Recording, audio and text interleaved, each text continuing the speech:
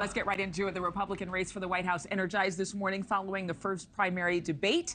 Many Americans just tuning in to the race for the first time to familiarize themselves with the candidates who were not named President Trump. Yeah, he was noticeably absent, as you know, skipping the debate to try to steal some thunder from his opponents with that new sit-down interview with Tucker Carlson posted on X just as that debate kicked off. Kelly Meyer recaps everything you may have missed from that big night. Hey, Kelly. Hey there, guys. Well, no shortage of sparring in this debate, but between the jabs between candidates and some of the audience cheers and groans, the candidates were able to get down to the nitty-gritty on some of these issues that are facing the country right now.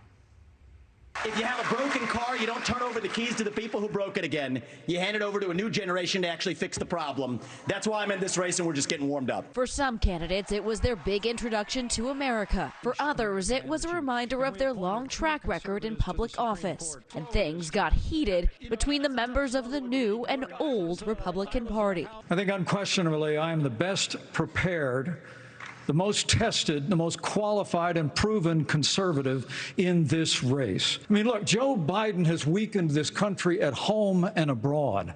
Now is not the time for on-the-job training. We don't need to bring in a rookie.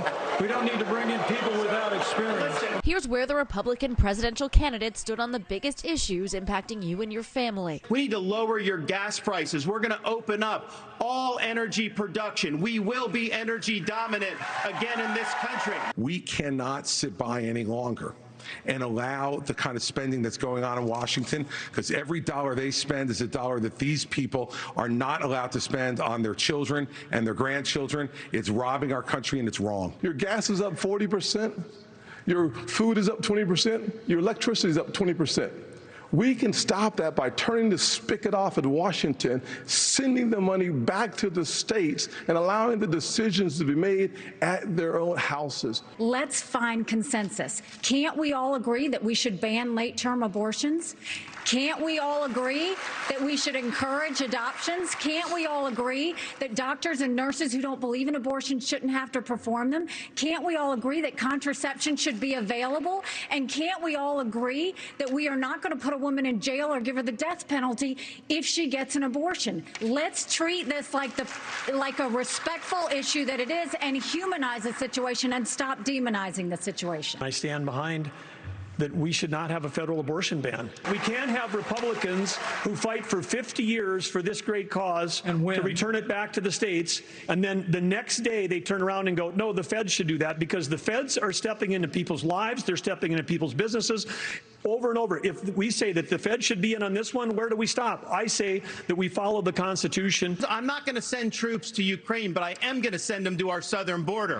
When these drug pushers are bringing fentanyl across the border, that's going to be the last thing they do. We're going to use force, and we're going to leave them stone cold dead. We cannot be successful going against the cartel unless we bring in Mexico as a partner. We have to use economic pressure to accomplish that. The military has to be limited in its use.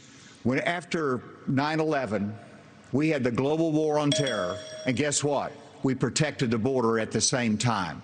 You can do both. Meanwhile, many Americans were watching President Trump's interview with Tucker Carlson instead of the debate, where he slammed President Biden over his handling of the war in Ukraine. He's supposed to be getting us out of that horrible, horrible war that we're very much involved in with Russia and Ukraine. You could do that. You could do that very easily. I believe you could do that I don't believe he could do it, because he's just incompetent. Would have never started. If I were president, it would have never started. Carlson then asked Mr. Trump what Kim Jong-un, Vladimir Putin, and Xi Jinping think of President Biden. What do you think he and Xi and Putin think of Biden?